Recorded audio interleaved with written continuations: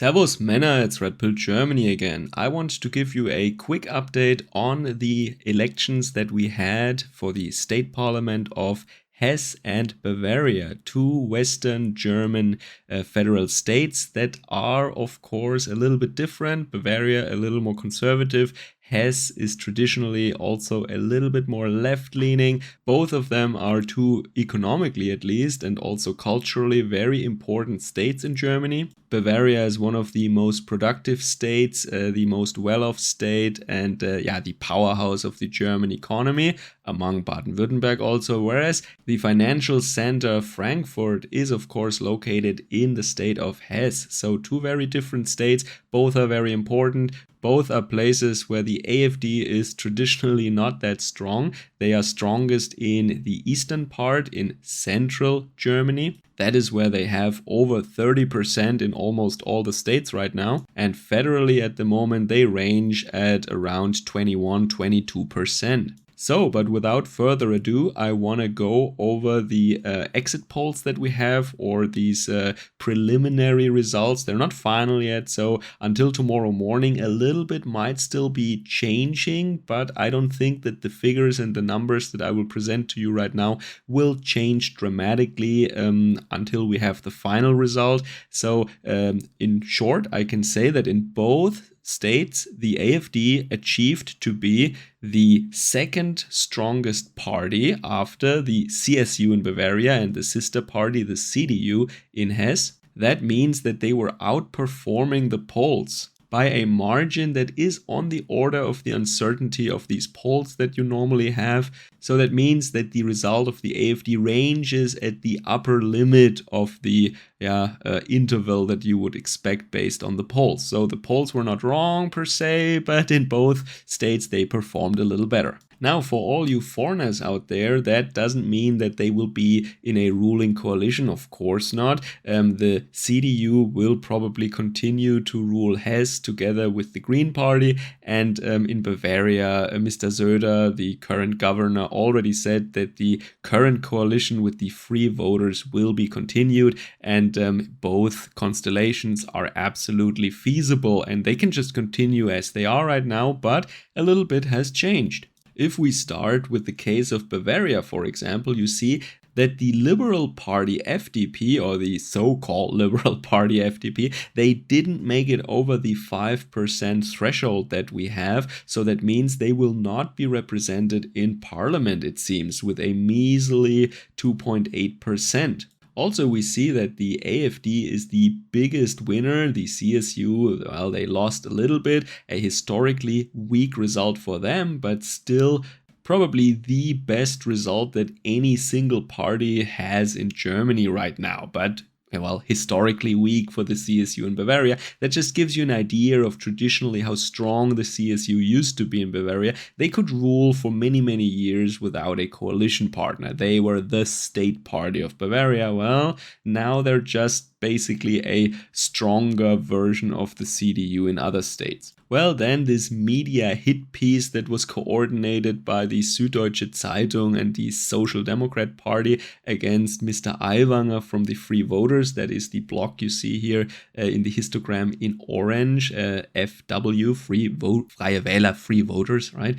They gained in votes compared to the last election. Well, the Green Party lost a little bit. The SPD, well, they cannot really lose that much anymore in Bavaria. So that concludes, of course, CSU is the winner and they will continue their coalition. But the Liberal Party is out of the parliament, the fake Liberal Party, and the AfD is a substantially stronger opposition force now in Bavaria as compared to before. Now let's look at the state of Hesse, or Hessia, where the current minister for the interior, the federal minister for the interior, the Antifa member, Miss Faeser, she was the candidate for the Social Democrats. And as you can see, 15%, well, that's really for the Social Democrat Party that ruled Hessia during my youth, at least, for a very long time. They're traditionally very strong there. That is a horrible, disastrous result.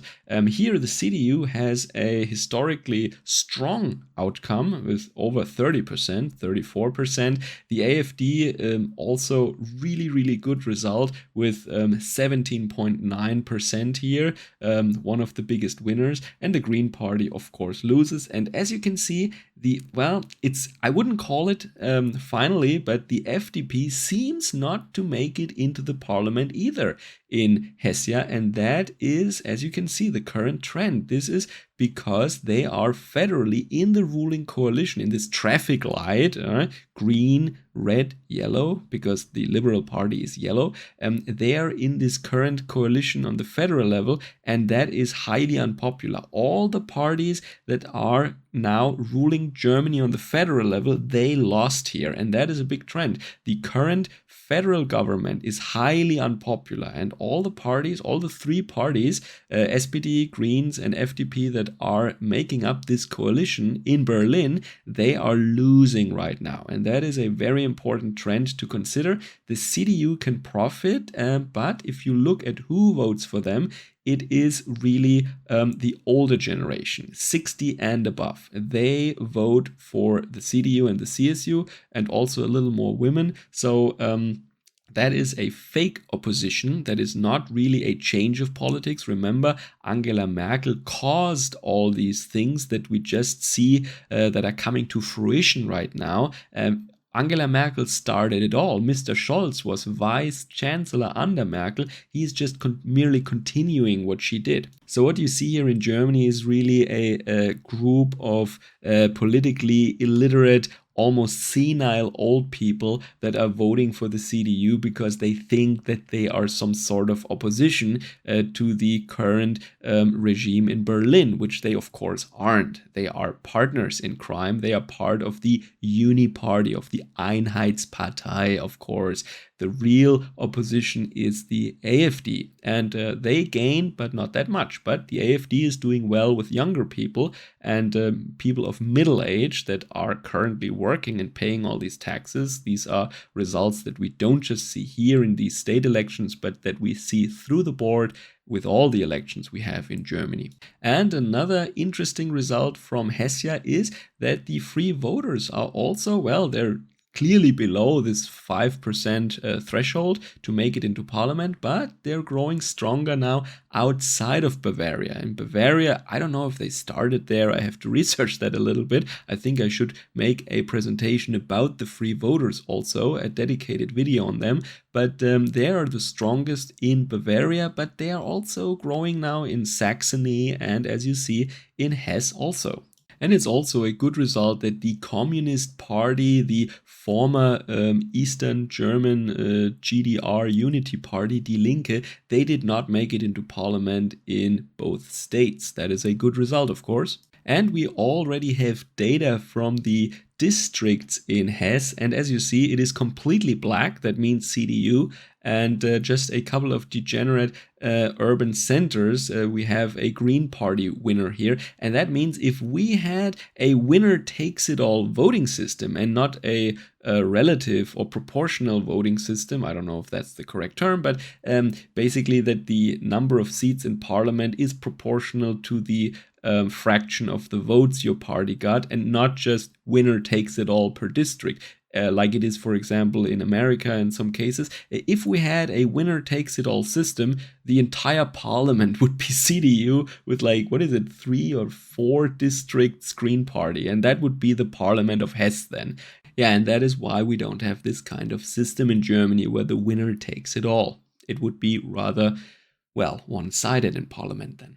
All right, so that should conclude my little update on these two elections. I don't expect a lot to be changing, so the takeaway message is that the coalition in Berlin right now on the federal level is so unpopular that the 3 contributing parties there are losing votes, that the AfD is getting much stronger also in Western Germany right now, but that the CDU and CSU, they could score still with these senile, brainwashed older people that actually think that the CDU is really something else but the party of Angela Merkel at this point. Maybe they think that Konrad Adenauer is still around or something. No, Helmut Kohl is not in power anymore. In fact, he's not even alive anymore. So yeah, the CDU or the CSU, they are just doing the exact same thing than the ruling coalition in Berlin, but they just made these old people think that it was not the case. Well, the beatings will continue until morale improves,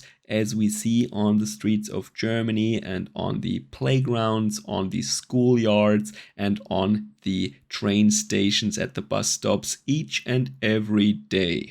But that is maybe a topic for another contribution here. Take care. Servus, Kameraden.